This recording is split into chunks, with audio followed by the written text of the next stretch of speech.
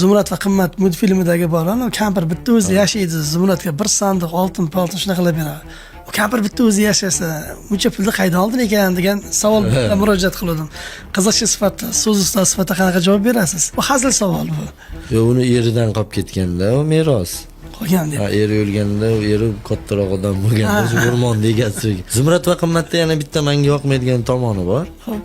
Bu kinoda men uyda multfilmni hech qachon qiz farzandlarimga ko'rsatmayman. Umuman birinchidan qo'ymay ham qo'yishgan, lekin YouTube'larda ham umuman ko'rsatmayman. Aytganman og'zim bilan Zumrad va qimmatni ko'rmanglar degan. Chunki u joydagi personaj juda noto'g'ri. Qimmatmi yana kim? Yo'q, qimmat zo'r. Agar men qizlarim qimmatga o'xshasa, roziman. Hech qachon Zumrad bo'lishini xohlayman. Nimaga desangiz, Zumradni ko'rganmisiz?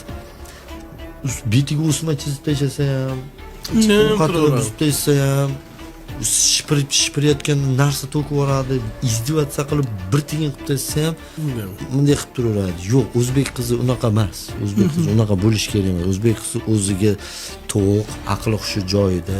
Singlim to'xta, nimaga sen men shipirgan joyga bunaqa qilyapsan deya oladiganda. Bu shunchaki nima demoqchi? Ustingdan chiqib tashlasa ham qo'ling ko'ksingda, boshingda do'ppi jim tur demoqchi bo'lyapti-da. Endi o'sha paytdagi odamlar, sovet paytidagilar aytayapman.